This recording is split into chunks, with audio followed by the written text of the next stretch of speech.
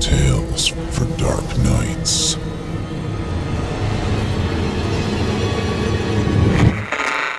Want to make sure you never miss a Chilling Tales for Dark Nights video again? Be sure to subscribe and hit that bell to turn on notifications.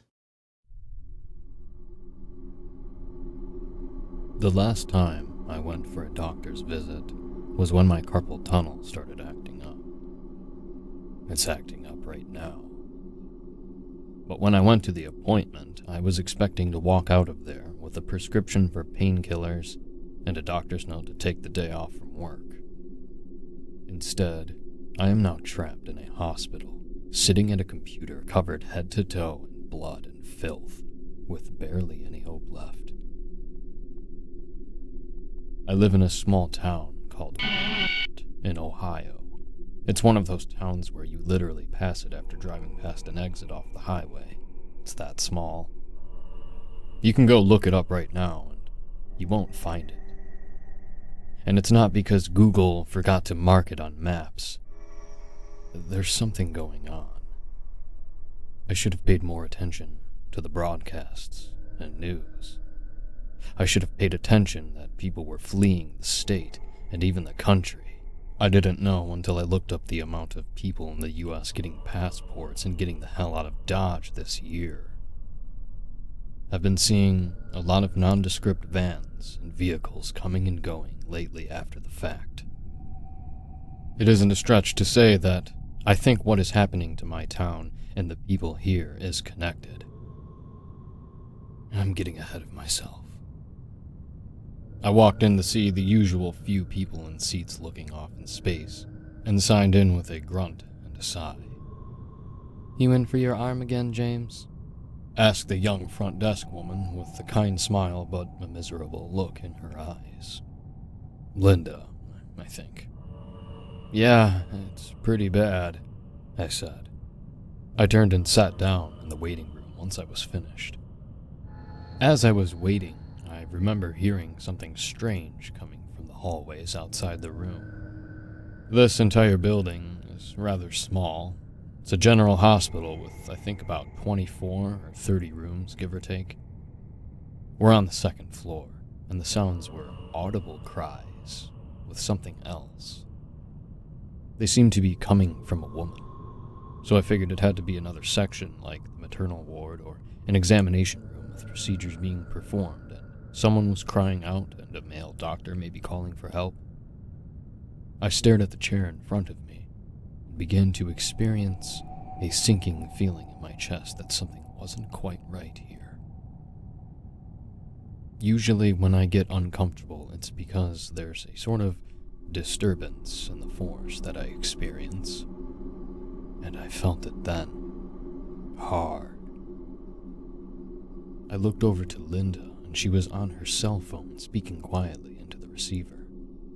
The desk had one of those transparent plastic covers, aside from the fingerprints and markings, that was recently put up due to the COVID-19 outbreak. It was a little funky to see clearly, but we locked eyes for a moment, and her expression was grim, with her eyes now wide and a look of fear washed over her. She hung up the phone, put it back in her purse, and looked down at the desk. At that moment, the cries became louder. I realized they were coming from the back room of the doctor's office instead. The cries came closer and closer, until the waiting room door flew open and an elderly woman with tears flowing down her face came through. She was doing this half-laugh, half-cry thing while smiling. She walked while doing this and slightly jerked her body and approached Linda. "You checking out, Grace?" "Why, yes, I am," exclaimed the elderly woman with some vigor. The woman was twitching and smiling and giggling in this fashion that I just can't put into words except that she looked strung out on something. But her eyes were lucid, aware even, despite the tears flowing down them. It was, for lack of a better term, uncanny to look at. I watched her as she left the room, twitching ever so happily. Mr. Hamilton. The female nurse at the door brought me back to reality, although the reality of the situation was that I'm here for my pain, and the woman that had just left was here to see my doctor as well. I remember seeing her before. I got up and nervously walked to the open door to see the smiling woman holding it open for me, inviting me inside. Dr. Marino will see you now. Follow me to room 4, said the woman, and I had this struggle for a brief period and brushed it off when I remembered that old people act strange sometimes. My wrist was killing me right now, and it got in the way of my life and job. I'm still working as a carpenter until I can retire. Maybe I will, maybe I won't. The point is, I didn't really have anywhere else to go for my general health unless I wanted to move somewhere else. And that's when it hit me. But it was already too late, as I was already in the room waiting for Dr. Marino to see me. I had this feeling that I should just get up and leave. The door opened and Dr. Marino appeared before me, shutting the door behind him. When he turned back to me, he graciously put one arm behind his back and the other in front by his chest, a syringe in his hand. "James, it's a pleasure to see you again. Feeling some pain, are we?" he asked, smiling. What? I was sitting down and knew this was instantly wrong. Not only was the syringe jarring, but I knew Dr. Marino well. He fucking hates the world and basically tolerates me. I had no idea who this guy was. This version of him. "Mark, buddy, what the hell what is that?" I got up from the chair. His smile faded slightly, mouth twitching as the features eased. "What? This? Oh, this is help. This is salvation." He started giggling, something this guy never does. I was trying to inch towards the door as his eyes peered into me like a watchful owl. I'm good, buddy. I'm alright. I'm just gonna go." I was making my way closer to the sink that was mere feet from the exit. "Oh, you're not going to like what's out there without this. That wrist of yours won't get any better. This will help you. This will save you," he replied. I was now by the sink.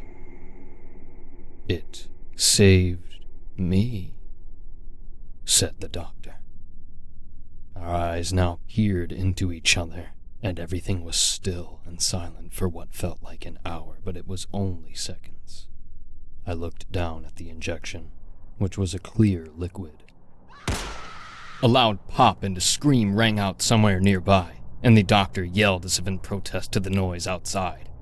I rushed for the door, but the doctor lunged at my arm and swung the injection towards my throat.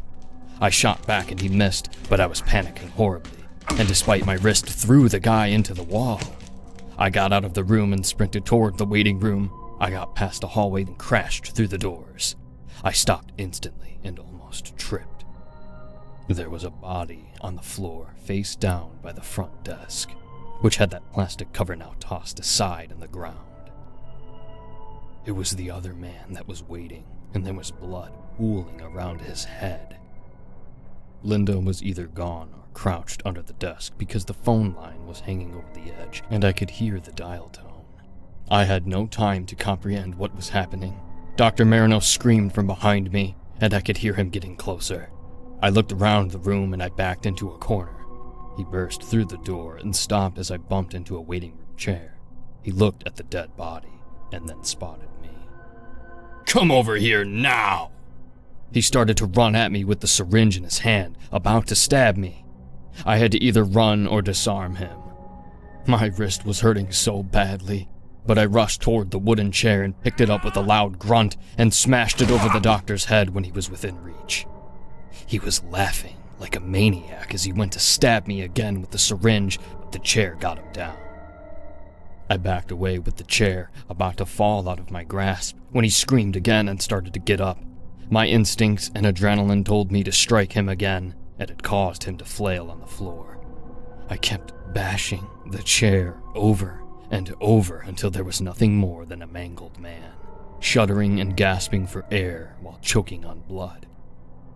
My actions were vicious, and I was horrified when I came back from my primal rage.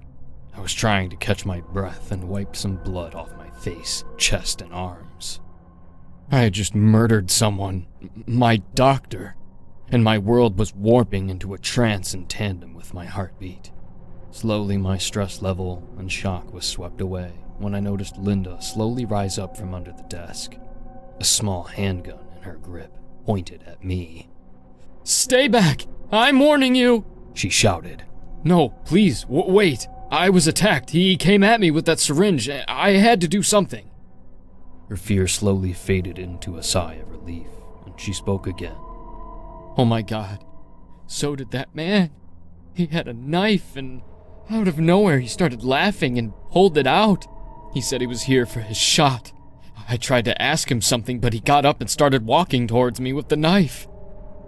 She lowered the gun and looked down at the man, reliving the memory, and winced. Her voice began shaking. "He told me he wanted to kill me. I got up and started to go in my purse to grab the gun." She wiggled the gun as she spoke. "It was from my husband for self-defense, and I shot him in the head when he came at me." She explained with a deep shudder and began to hold in her cries with quick breaths. She was about to hyperventilate. I put my hands up gently towards her. "Hey, it's all right. You did the right thing. I just went through the same ordeal."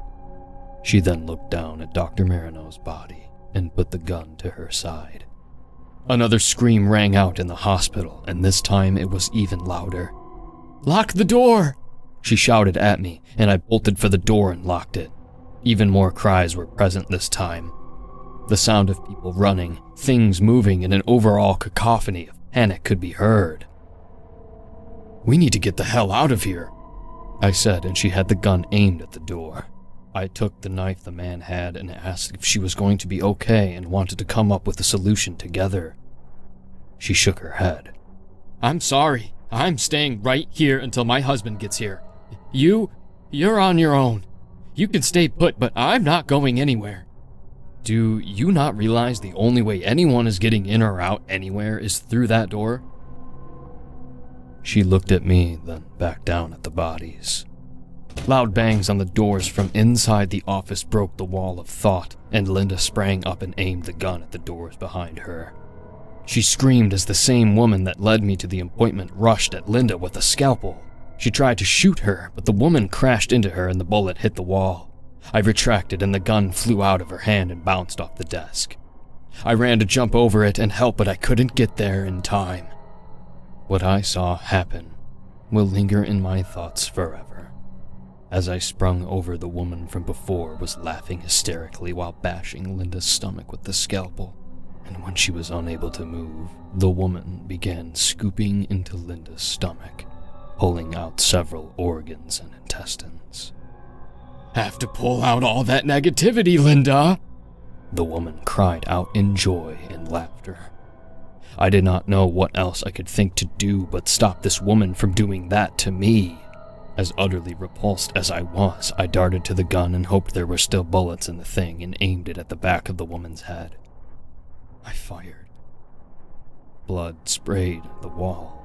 She fell onto Linda's eviscerated corpse. I couldn't help it then.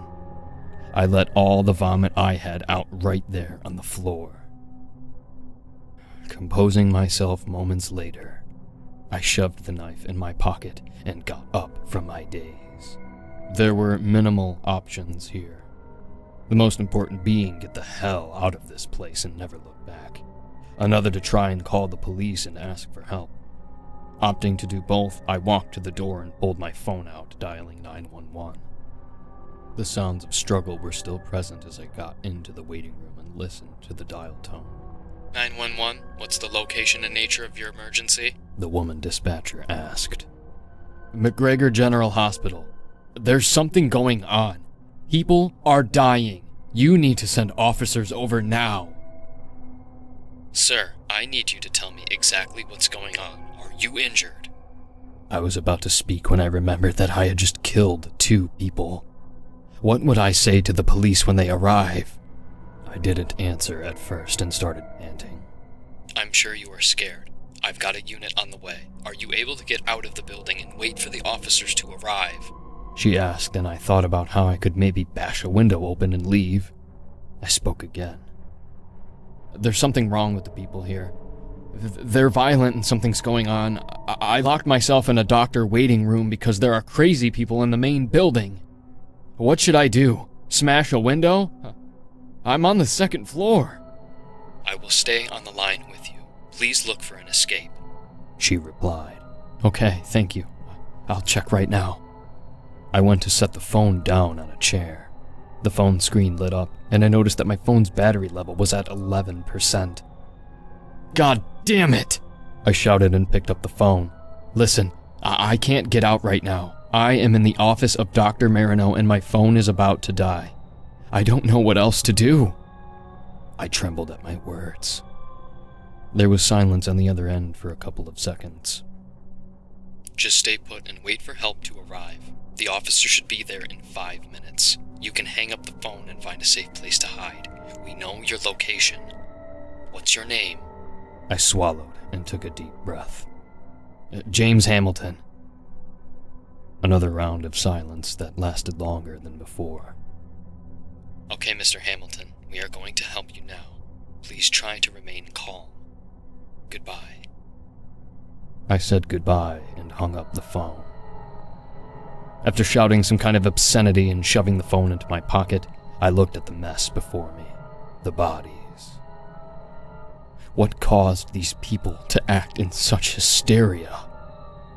My mind flashed back to that syringe that Dr. Marino had. How it saved him. Just what the hell is going on here? There was no other choice. I had to do something. It sounded like more people were going crazy out there, and I had no idea what would happen if I opened that door. Maybe I can find a charger in one of these people's belongings and call some relatives to let them know what's going on. I can't believe I'm actually saying these things. I looked, but only found iPhone chargers and some gum. Yeah, Android user here. I didn't know the password on the phones, and the main phone here was destroyed from the commotion, apparently. Deciding that staying put would probably be a bad idea, I looked out of one of the windows to see if anything was going on outside. Everything seemed normal. It was 5 p.m., and I looked at the sky for a moment.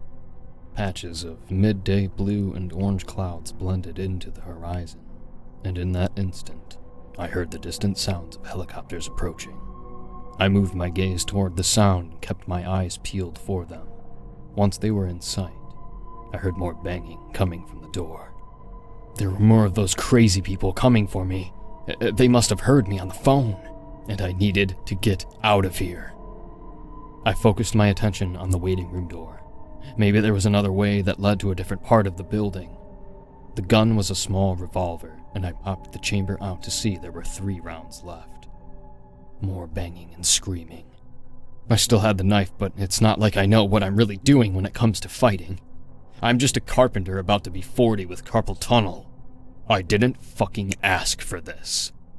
But my adrenaline was still keeping me alert and moving despite my wrists. I could see now that the door was starting to give, and the people or whatever on the other side either had a large object for smashing into the door, or the weight of that person was enough to make wood splinter. With every thump and smacking sound, I inched closer to that door by the waiting room while stuck in a trance trying to think of a plan and stay calm. Finally, the door gave out and the people that were on the other side stumbled through. I didn't wait any longer. I just ran to the back and tried to look for an escape. The people who had just came through the door were yelling, shuffling, and I quickly glanced back as I was trying to crouch and dart to cover somewhere. There was a small window that you could see through to the waiting room, and I noticed they were completely covered in cuts, bruises, and had weapons like metal racks, and even a fucking computer tower. There were 3 that it counted. After they couldn't find another person to attack, I heard them start tearing into each other. The sounds they made were animalistic and guttural, like something inside of them was changed. I could have sworn I heard one of them eating something. I don't even want to think about that. Thankfully, I found a door that led to some stairs going all the way down to basement level. There were 2 floors in the building, and I found that the staircase was empty. I quickly dashed inside and hoped one of them didn't notice me. I bolted down the stairs, frantically aiming the gun around. Finally getting to the first floor, I pressed myself against the wall by the door leading into the hallway. I listened for any sounds, but there weren't any. Peeking around through the small slitted vertical window on the door, there wasn't anyone in sight. I wondered if the first floor didn't even have any trouble with crazy people. Great! I could go out there and get some help! I rushed forward, through the door and into the hall. All I saw was a regular hospital hallway, stretching down 2 ways with doors unlined on the walls. All I heard was the sound of occasional hums of machinery and that drone you hear in an empty liminal space. It felt peaceful, and I had some time to compose myself. The entrance was just around the corner, and there wasn't an emergency exit that I knew of, so the only way I could think to go was the lobby towards the entrance doors. Turning my head to see again that no one was around me, I began to wonder if everything that had just happened was even real. The thing was, I had blood on my clothes, a gun in my hand, and a list of things to add to my trauma experiences. That's when I heard footsteps coming from my right. They were approaching rapidly from around the corner. I had to at least try to see if anyone would at least hear me out, or if the people down here were even sane. Hey, is someone there? I need help. Something's happening upstairs and there are people dead. I called out. I approached the footsteps and got within arm's reach of the corner wall. You need help? That's great. I have just the thing, the male voice said with an intensity. My instincts told me to turn around and run, but a man in a doctor coat with blood smeared across his face and clothes darted from the corner with a syringe in his hand. I raised the gun as he bolted for me and fired. I hit him in the chest and he staggered back. But he didn't seem to mind because he raised the syringe again in an instant. He was about to stab me and I had to drop the gun to grab his wrist. He toppled onto me and I struggled with his hands. Despite my wrists, I've had to get some crazy jobs done that require me to use all of my manpower, and I wasn't about to be a part of this nightmare. I started thinking about MMA fights and hurled my knees into his sides. Finally, I got a good one in, and he recoiled just enough for me to get my leg up and kick him off me. The man staggered again, this time enough to lose his balance and drop the syringe. I jumped back and got on my feet.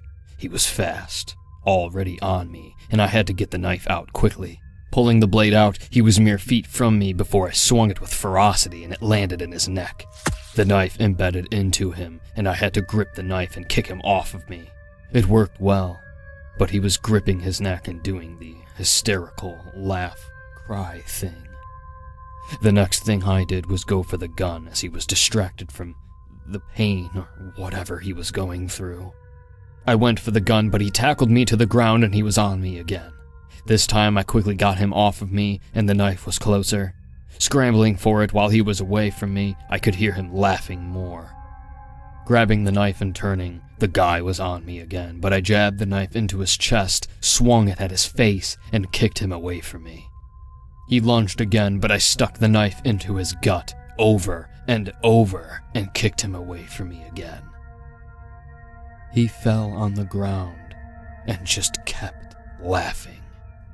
Oh, stop, please, it hurts, it's killing me. He was laughing so hard I could have sworn he would release his bladder if he could. I was terrified. He got up again and slowly came at me, reaching his hand out. shambling towards me. You need to stop hurting me and take the fucking medicine already, you piece of shit. If you don't, then I will rip you to pieces. That confirmed everything.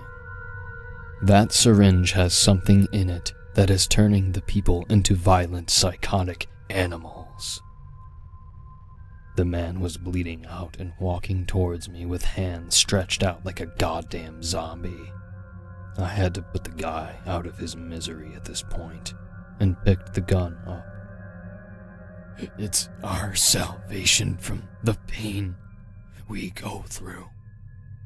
There is no God. The new dawn is upon us, he told me. I had no idea what he meant. The gun was trained on his head, and I fired. At this point, blood had to be all over me. I just shuddered and turned away, running to the lobby. In my panic, I remember my vision was distorted and there was a ring in my ear. As I got to the building's main front desk, while my mind adjusted, I nearly collapsed when I saw the state the lobby was in. There were dozens, if not more, dead bodies on the ground, drooping over chairs and tables. Some flayed open. Some even had bullet wounds. All discarded and dead. I couldn't even imagine one of these deranged people with a gun. I didn't have anything else in my gut to throw up. I just stared slack-jawed and horrified. I noticed on the ground the school's gym teacher from a county over that has family here. That elderly woman from before had her arm torn off and one of her legs twisted. Others just... My God. I had to get to the front door and get out of this hell. I couldn't help but look at the corpses and tremble as I grabbed the door handle. Before that, I noticed how dark it was inside despite the lighting. I couldn't see anything outside the glass doors, but was instead met with black. I swung the unlocked door open and put my hands on this metal wall blocking the way out. A thick dark metal sheet was covering the way out. Are you kidding me? Was all I could think. I had not one solid clue as to why this was happening, other than the strange clear liquid that was being dispersed here and apparently causing mass hysteria among the whole building. I had no idea. That also got me thinking. If the medical staff were reacting to the injection, that meant they were using the substance themselves. Upon realizing this, I heard more yelling in the distance. Oh my God, I'm stuck here. Trying my absolute best not to freeze up and die from the panic from this revelation, I tried to quickly think of a way out or why this even came about. I decided to head to the stairs again. Maybe on the second floor there was a window by a tree I could jump onto and grab. I had to try something. Now, with everything that I just witnessed, I felt like there had to be more connected here. I thought back to those helicopters. They looked straight out of a military base, and I just had to figure out what the hell was going on here. But the looming threat was ever present as I listened again to the yelling getting louder. I quickly thought back to that doctor that spoke to me before I shot him. It's our salvation from the pain we go through. There is no God. The new dawn is upon us. I noticed the words he spoke to me were eerily similar to what Dr. Marino had said. How it saved him. The salvation thing. Maybe the doctors had some information in their offices, and I could find out about it. As horrible as this all was, I needed to search his corpse for something. As luck would have it, there weren't any keys on his person. But I grabbed his coat and there were a variety of useful items in the pockets after searching them. Cigarettes, a lighter, and a power bar. I'll need those later, I'm sure. I could use a smoke or two right now, or if I ever get out of this place. And I don't even smoke anymore. I kicked that habit years ago. At this point, I figured I had to go back to Dr. Marino's office. I rushed to the staircase and made it safely back to the second floor door. I was pretty hungry and ate the power bar in a few bites, then listened for more signs of violence, or the sounds of people acting insane. I didn't hear anything, but I still had one shot left in the chamber as well as the knife. A few thoughts came to me then, as I went to slowly open the second floor hallway door that led to Dr. Marino's office. I remembered the guy always complained about his wife, job, and how his back and feet always hurt from slouching over at computers and doing operations. This made me think back to when he told me about a new drug the hospital just signed a trial for. This was about a couple of months ago, so it was just one of those things said in passing. Although, in retrospect, that was a pretty important thing to be telling a patient. That guy must have really had no friends, and really enjoyed at least talking to me enough to the point he might have actually slipped up and said something he shouldn't have said to me. I have to get to his office. He must have some kind of information about it all there. Files, papers, something. I opened the door and saw the long hallway that led to the rooms and scanned the placards for his name. I didn't see it right away, needed to get moving. As I turned a corner to the front desk that led to another hallway for the procedures and where the offices were, I spotted movement going into a room and I quietly crouched down and slowly approached to where it was. As I got closer, I saw what room it was and the name shown was Dr. Marino. The door handle was broken apart and the door was fully open. Someone was going through his things. It was a man in dark clothing. I could hear papers shuffling and I put my back opposite him on the wall. This was my only chance to find out what's happening, and one of those assholes was in here screwing with that. I mustered all my courage, peered slowly to see if their backs were turned. It was. He was opening cabinets, and I fully understood that if I didn't take care of this now, then he would spot me and I could be killed. With that in mind, I brought my body out, aimed the gun at the back of the man's head, and pulled the trigger. The man instantly fell forward and some blood got on the papers he was apparently shoving into a bag. Upon investigating the man I had just killed, I noticed some kind of security body armor. Oh my god. I had just killed my help. He was probably doing what I was about to do. See if there was anything they could do for help or find some information. I felt so hopeless. Devastated even. But that's not all. After mulling over my options and concluding that there weren't any left, I stared at the dead man before me. I noticed something. A logo. Some kind of crest on his shoulder pad. If I had a camera here, I'd have uploaded it with this post, but I'm running out of time, and the connection here is still somehow intact. I've posted all over social media trying to tell my story. Back to the logo now. It was a shield, with a sun emblazoned behind shining over the shield that housed what looked like a planet and trees.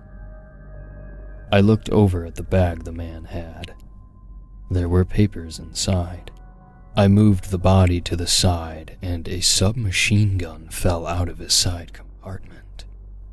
To be precise, a silenced MAC-10. He even had a grenade. What kind of security is this? For all intents and purposes, yes, I know how to operate these kinds of firearms, and I checked the magazine to see if there were any bullets, and it was empty. He probably had to gun down some people to get here. It was then I realized who this person was.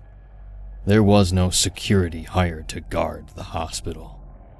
There was no help.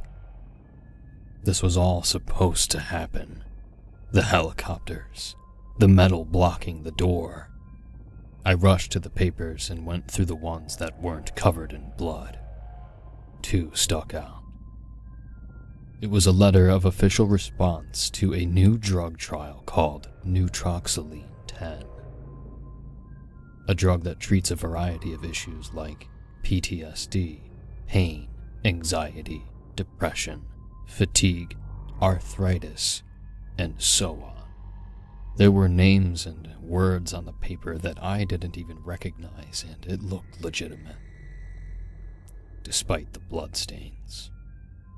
However, the second paper that caught my attention was what made me feel boxed in and even more hopeless. It was a report to a group called New Dawn Administration, and they apparently had ties with certain government officials and groups specifically in the regard for medical services. Who these groups are, I had no idea. The papers were to be collected by the agency's security detail after the drug was administered to collect data and return back to headquarters, so they could enter the data and refine the drug if needed.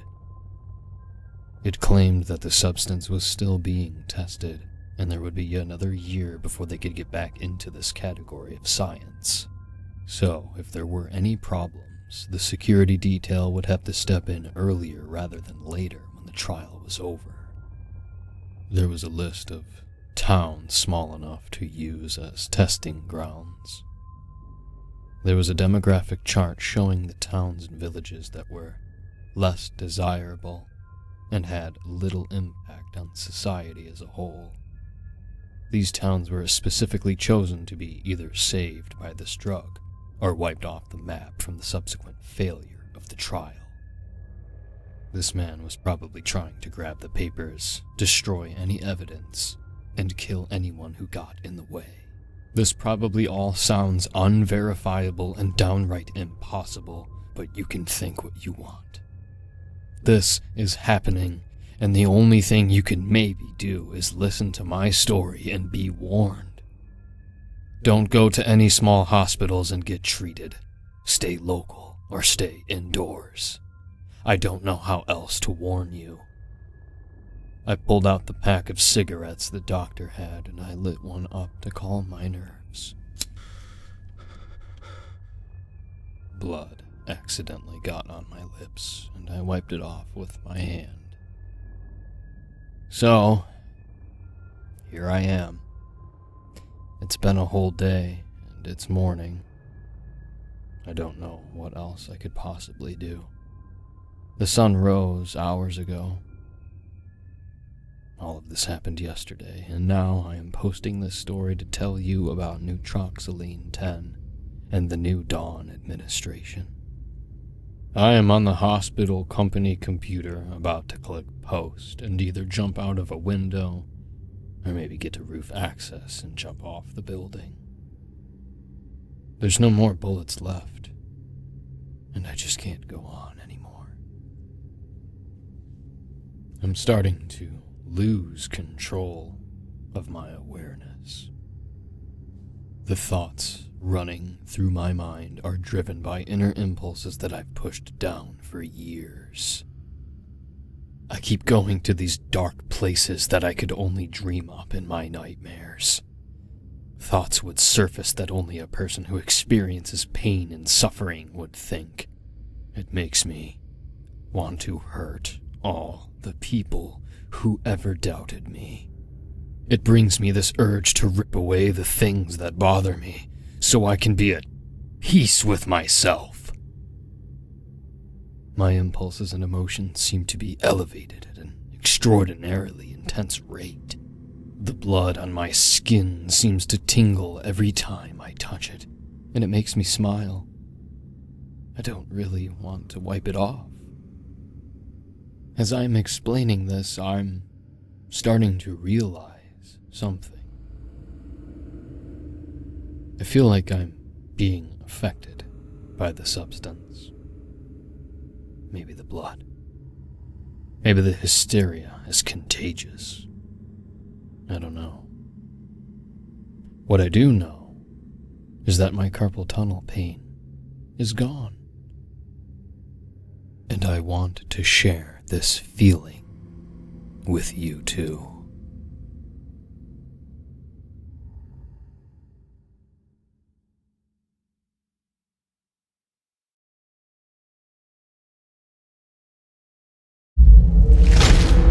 Chilling tales for dark nights.